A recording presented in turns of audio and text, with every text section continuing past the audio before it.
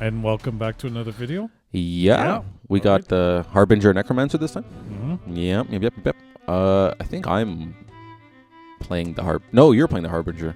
Yeah. If ever I'm confused, all I have to do is look for that tattoo of yours. You're playing Necromancer. Yeah. I'm playing Harbinger. Yeah. I think, because we each took a turn, right, playing all the different avatars. Yeah, to get to experience. See them all, basically. Yeah, nice. Sure. Super bueno. Okay, so here we're doing the same thing we did in the previous. Again, I don't know what order these are coming out in, but yeah. So we're putting the dice that are on the mat are the dice that the Harbinger rolled, right? Yeah. So those are the sites that the Harbinger can cast things freely, in the sense that it doesn't matter Well, if they they're cost your sites one or not, less, and they cost one Yeah. less. So excellent. Yeah. So I mean, let's see. I mean, I really like the Necromancer. Getting those but tokens. They can't defend.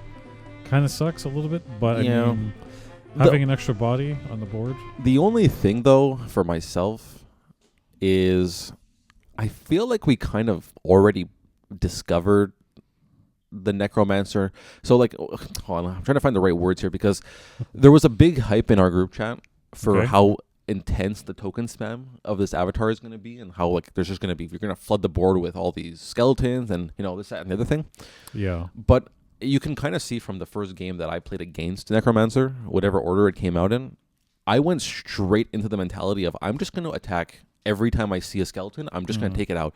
And we kind of saw in all the games we played that they never really flooded the board. They were always under control. I mean, like, you're able to make them easily, which means you can benefit off of the effects that care for sacrificing minions or sacrificing skeletons.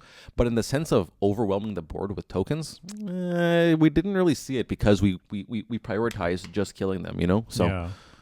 So I'm already benefiting from the Harbinger. Yeah. I'm playing the Sea Witch. Yeah. But I'm saying even that 2 cost 3 power, or whatever it is, 2 cost 2 power, you had it on turn 1 because of the Harbinger, right? Yeah, exactly. Like, it has to be cast to a column, and one of your Harbinger things fell on the column. Luckily enough, it was just yeah. And then you can start creeping up there. It's nice. Make your way into me. Mm-hmm. I mean, I think that people got the impression that there was going to be a lot of token spend from the game with Chase. Oh yeah. They had a lot. They had a lot of tokens. So, that's just me though. So, I mean, it could vary game to game, but understandably, there could be a lot of token spam on the board. Mm-hmm. I mean, it also depends how your opponent approaches it. Like, I chose to prioritize the skeletons. That might not be the right play. Maybe you don't care that there's a spam on the board, right? I just didn't want to experience that, so I got rid of them. Well, if you look at the last game, I mean, how many ward tokens were there? Yeah. Replace those with the skeletons. So yeah, okay. Yeah. So here, I when I made my second skeleton, I left it in the back. I didn't want to move it forward, because obviously you just get a free trade, and I can't use my second one to defend. So I figure I'll let you come in, deal 2 damage if you want, and then I can throw my 2 skeletons into you. That was the idea there. Yeah, for sure. Yeah. But of course, playing this set on 13 lets you do that, right? Instead of having to go to 16, then 17, and then attack, you can just already cut in with your what is it, Forsaken? Yeah. Yeah, Forsaken. Okay, it is a 3. So power. I have a second one. I was I mean, it's kind of, I get maybe, it has to be cast to an outer column to maybe give your opponent a bit of time to perhaps to deal with it, because I mean, it's still 3 power. Yeah. With Void Walk, so that's pretty strong if you ask me. Yeah. So here's this Ignited card, right? It's a 2 cost charge, 3 power. Yeah. Dies at the end of the turn, though. So. It's funny because we weren't able to tell people that we've got these cards and that we saw them early. We had to wait until the releases. Yeah. So it was just funny because we were opening a box yesterday, and Lizette pulled one, and she started to, like, very briefly say what it was, and I just instantly was like, "Oh, Ignited, right? 3 power charge, blah blah blah." And it just looked like I already had all the cards memorized, but I couldn't respond with the lack of it. I had to just be like, "Yeah, I know, I'm like that," but really, it's just because we saw it in the Precon, right? So exactly.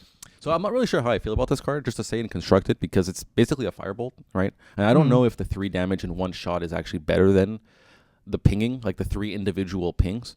I mean, cards like Shield Maiden, which prevent the 1 damage, obviously Ignited is a bit better in that sense. But I don't know, because, like, the fact that it does at the end of the turn, You know, even, again, just to bring the witch, because it's the thing that I have the most experience with, where the idea of the cards are to come in, deal the damage, and then die.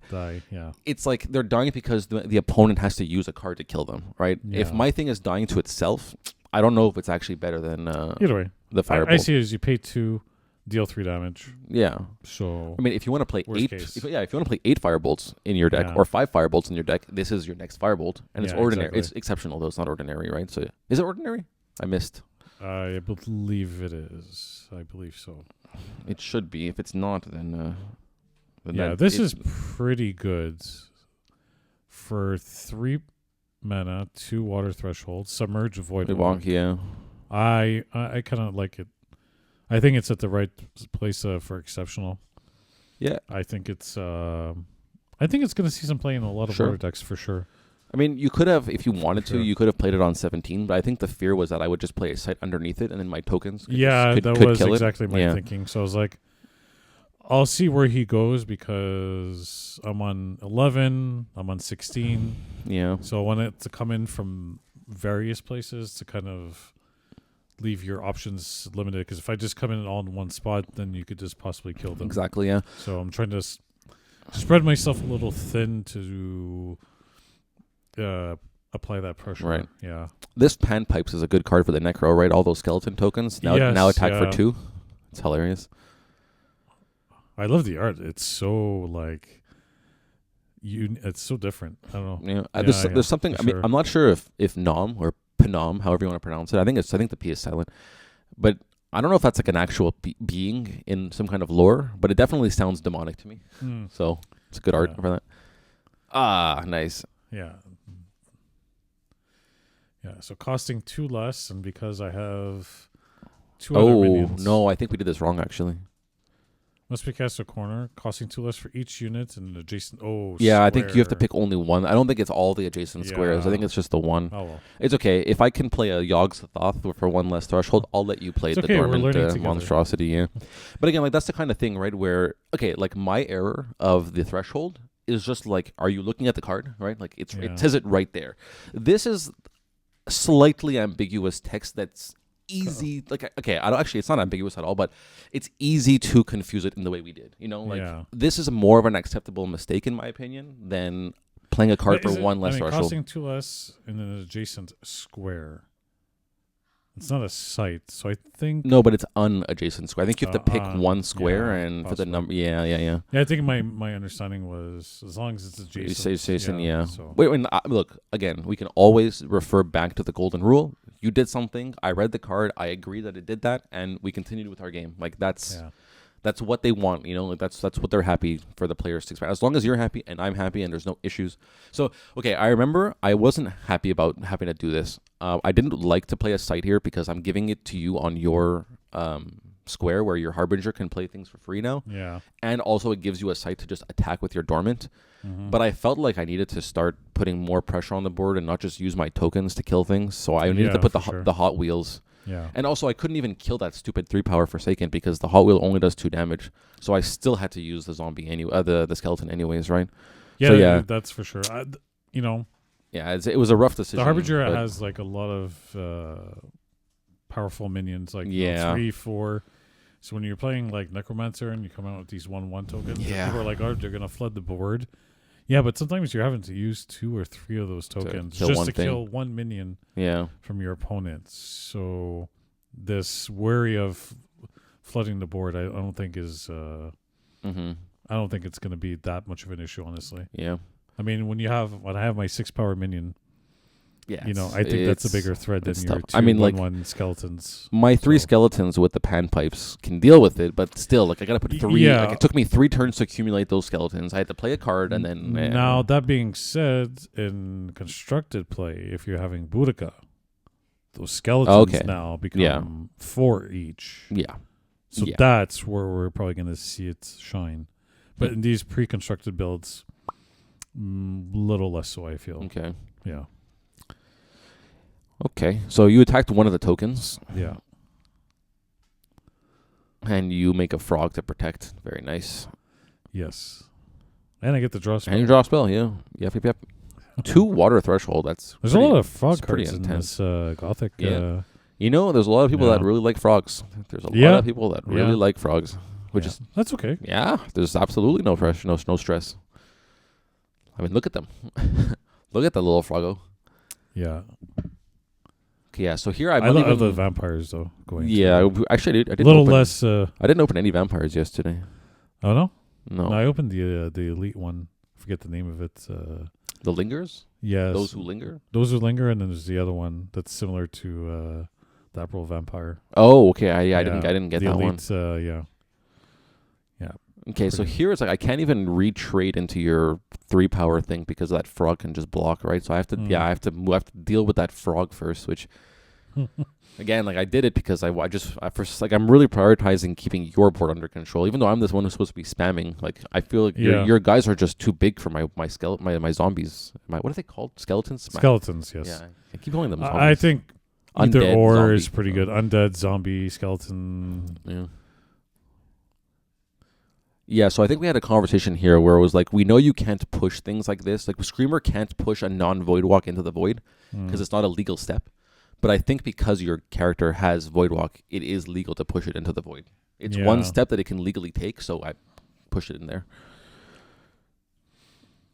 It lets me, I guess, block and also not lose my Hot Wheel if you chose to attack that instead. Yeah. I should be able to also make a zombie token here. Or fucking hell, a skeleton. Skeleton token. Yeah. It's okay. Either way, I don't think there's I'm sure there's a lot of people like us, skeleton, zombie. Or undead. Or it's just me. I don't know. Yeah. One of the two. So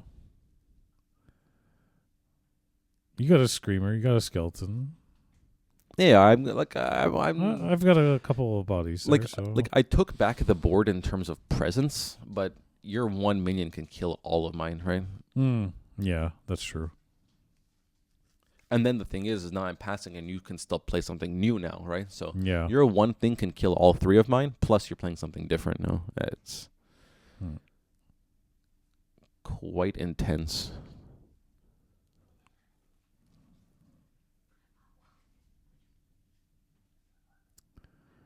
Let's see. I'm just thinking, taking my time. I'm just making you suffer a little bit, just watching you squirm.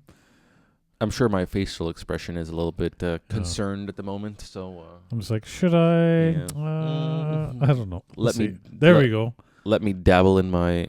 Oh no! Is this another error? For each point of power, no, it's a square. No. It's a square. Yeah. So to a unit. It was like you're in a different region, but you're not targeting, and it's just referencing a square, right? So I'm fairly certain void, rubble, or sight, they're all in squares. Yeah. So I think I upped to deal 6. Is it 6 damage to you? Yeah. See, we did the same thing where we're not sure if you can ping multiple things. So I'm curious to see if the FAQ will clarify the. Yeah. Again, we're if it's like one at a time. Yeah. It's all simultaneously. Just.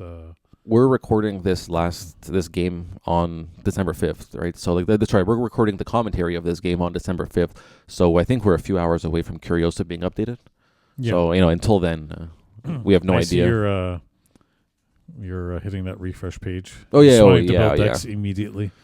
Yeah. when I opened the Curiosa this morning and it said 9 hours ago, darkness has landed or whatever, I was like, okay, so that means the cards are here. But no, it just meant the set is officially released. Yeah. The tease was too strong. So I'm feeling like really good. You're just at 3 life. I'm at 20. Yeah, you're released. You do put up a pretty good fight, if I recall, though. So the match is not over because, I mean... Well, we've seen in all the games, right? The Precons seem to be pretty well balanced, that you can live long after Death's Door. Oh, yeah, for sure. But, it's interesting because, we don't really see that too much in Constructed. There's so many cards that can just end the game that are not present in the Precons. So... Yeah. Sure. It does give this false hope a little bit that you can live this long in regular Constructed. No. But everyone. I mean, it does happen time to time. Yeah, for sure. But that's the beauty of Death's Door, is that it is possible to extend the game by a lot because of the Death's Door concept. Yeah. Which is why cards like Ring of Morgan, we said, are kind of counterintuitive towards what Death's Door brings to this game, because it's just so easy to take a step and just ping something. But whatever. I mean, it is what it is. So I opt to attack Put you to death's door. Yeah, so I didn't block because I want to be able to kill your thing. Because if I block, I'll never be able to kill that thing. So I just said screw it. You know, like I think because your token will deal 2 with the pipes. Yeah. So organ is it pipes? Organ pipes. The something pipe of nom. Pan pipe, I think. Pan pipe. So you got Screamer, that's 3. Yeah, I thought this thing came and killed the minion that killed my minion, but no, it comes and it just strikes it. But I mean, maybe it's okay. Like I play that, it strikes it for 2, then my Hot Wheel attacks for 2, and then the zombie attacks for 2. I called it a zombie again. Yeah, I think you just but see, I wonder why I didn't. I should have used the you should have used the other that witch thing. Did someone say witch? Here's a new drinking game. Here's Take a new shot every time Mark talks about witch. I'm pretty sure you can be building a few decks. Oh yeah, yeah. Well, the first thing I want to do is build build Instigator. Oh yeah, Bittered Parted. That's it. That's the one you should have used. Yeah, I guess Instead maybe of using maybe your Hot Wheels to come in. The thing is that if I would have done it the other way, I would like to put. I think I wanted the Snallygast in the back because it could move more. And so if I would have used this screamer thingy, if I would have not used the screamer to finish off your dormant thing, I would have had to move the screamer up and then it's tapped. So like if you had anything like it couldn't block kind of. So I just wanted to have 2 blockers, like a protect against projectiles and have multiple blockers in the same way that you do or did versus when you had your savior and you had multiple blockers for my death door finish. I kind of like this regurgitator. Yeah. I've played it a couple of times, and I kind of like it. I think it has potential. I really do. It's been really good in all of our Precon games, and the only thing left to see is does it carry over into Constructed? But it's promising, right? So yeah, for sure.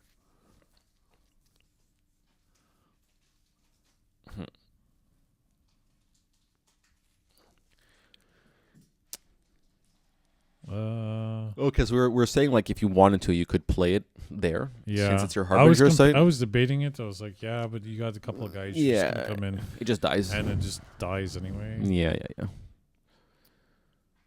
Yeah. So I use the same dice to indicate the power, since Square 2 had one of the one of the sites, I believe. Or you know what? Actually, I don't think that's true. Was it? I think we got confused because we took that because you played your Forsaken. You played the Forsaken on Square 6 at the beginning of the game. Now I don't think it matters too much. Because I don't think you're playing anything for like you didn't double spell this turn by playing the regurgitator on 2. You didn't do something else. Yeah, that's so true. It's not like you're abusing the mana here, but yeah, definitely I think actually Site 6 was the rule. I think there's gonna have to be a way to clarify that. It's like look if I scroll back there and I see the thumbnail, Square 6 was one of the rules. I mean, the best way to clarify that is to just not take the dice for your own purposes, you savage animal. But other than never mind. Yeah, never mind me. But I mean, yeah, I think at this point we're also 3 days in a row of sorcery content. Yeah, as a tool to people. So I think we were just very. I mean, give me more. I want more. So we're just. I'll be extremely exhausted and making all the mistakes, but loving every second of it. You know? But I think probably for people who are playing this specific avatar, maybe to use beads. Oh yeah, use something dice, that's not a dice, so you don't. Because if there is a dice card like the regurgitator, that maybe we'll use a dice instead, so not to mix the two. I think learn from our mistakes. Right, it's like the dad there. Do as I say, not as I do. Yeah. Well, that's funny. When we used to have a colleague, a coworker who was really slow, but really good at the work. So he would always make like bad decisions unless he was doing the work. So I used to always say, "Do as I say, but do as he does." Like copy his work ethic, but listen to what I'm saying. Oh yeah. Okay, so I'm just shoving all kinds of minions Yeah. The issue is I'm not moving my Necro. I need to move the Necro out of there because like you can just summon spells to that site, right? Yeah, it's a really good card. Into the Abyss is a really good card. Another good card. You know, I'm very excited for Air Fire this set for aggro, Air Fire aggro, but water is like, you know, when I say I'm excited for Air Fire, it's because I'm specifically excited for Air Fire aggro. But the water cards are just exciting for being water, you know? Like, yeah, for sure. So I forget at this point if I decide to just attack you or just to spit out. It would be good to attack, no? You attack and then you can kill my Snelly. Oh, wait, no, you don't attack because my Snelly, placed where it was placed, can come in to defend. Because it has movement plus movement plus one. So I can kill your Regurgitator. Yeah, that's right. Yeah. So you don't want that to happen. Yeah.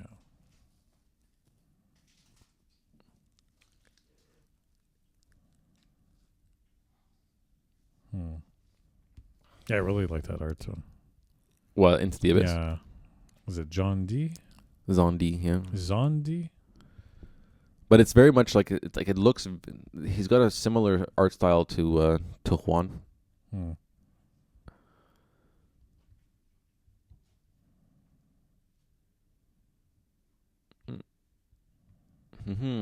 So yeah, because now you have that projectile thing. So I'm like, if you can just kill my, actually no, I'd have to move my Snelly. Yeah, but then I have to consume something first. Yeah. So then spit it out. So it's still 2 turns. See, I should have moved the other way. I think. I'm not sure actually. Maybe I should have played sights in the other direction. You know, the one that I played at 17, I felt like I had to in the moment. But then I could have played the one from 16 on 19 and just walked the other way. Because look how far you have to go to deal me a projectile on that side of the grid. Yeah. For sure. Oh, here. So I was just motioning here that I'm going to make the skeleton before I move. Okay, the Vesper Swarm. Here it's kind of just acting as an overcosted blocker. But I like that it can fly to a wounded minion. You know, you can attack something anywhere and then just fly to it to help finish off something. Or, you know, imagine if you have a 2-power minion, right? Yeah. That attacks the avatars. And the avatar has 1 power. So it's like you dealt 2 damage to the avatar and took 1 damage. And now this thing flies right to it and attacks for 4 more. Like, that could be really interesting, honestly. And hey, it's air. So air fire, right? Yeah, for sure. This one, the Bounce Spirits, I'm kind of indifferent about it. Yeah. Not limited play. It's okay. Even in limited, maybe not the best because, I mean, the stats are not anything wow factor. Well, but we're looking at a Monstrous Line without charge, right? It's a 4-cost, 4-power.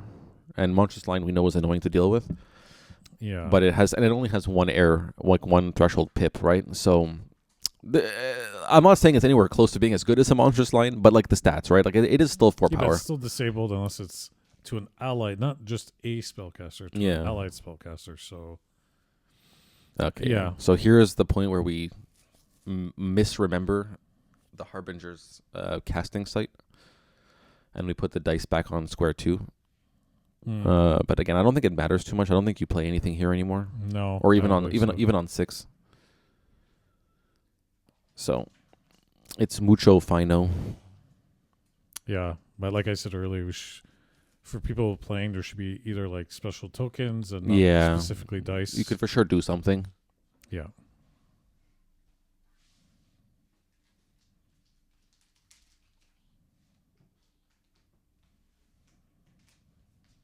So you decided to attack me, coming in, trying to get in some damage. Yeah, maybe beta blocker or 2. But also that skeleton helps just keep a minion in front for the projectile, right? Like now you'll have to either attack it and your own minion will be in the way of the projectile, or your projectile will kill it, right? Yeah. Screamer, okay. Yeah, it does tap, right? Yeah. Screamer 2 seems like it could be really good for that aggro deck, even though it doesn't have charge. It still has 3 power. You can tap something to get your other things to attack in. Ooh, I'm coming aggressive. Okay. Interesting. Yeah. Wow. Okay. I forgot that I made that decision, but sure. Maybe I'm feeling comfortable with all these bodies now. I'm going to eat your projectiles for a long time. At this point, I have to just dodge stealth, right? Stealth is the issue. Yeah. I think that and projectiles are probably your two biggest concerns at this point. Well, so even on 16, even if you play a site on 11, like to get your regurgitator to kill me, you have to move up and then move to the right. So it's like 2 turns plus playing a site. So I guess I'm pretty comfortable about not dying to projectiles anymore. Yeah. Maybe that's why I felt confident to attack on 9. Well, I think you're just like, okay, I got all these, I got the Necromancer, I got all these tokens out. I just need to put them to death's door and just bombard them with like minions. Yeah. So obviously you're trying to win. Mm-hmm. It's not about winning, but I'm trying to win. Yes. Yeah. Yeah. Playing Okay. I think this is just the end of the game, right? Like you actually found the stealth minion. Yeah. So I can't target it. I don't have any. There's no lightning bolt. There's no way. I don't think I have any way of killing that. And I'm in a corner, so you just get a free attack next turn, and I can't do anything about it. So I think we just take the time here to let me do as much damage as I can.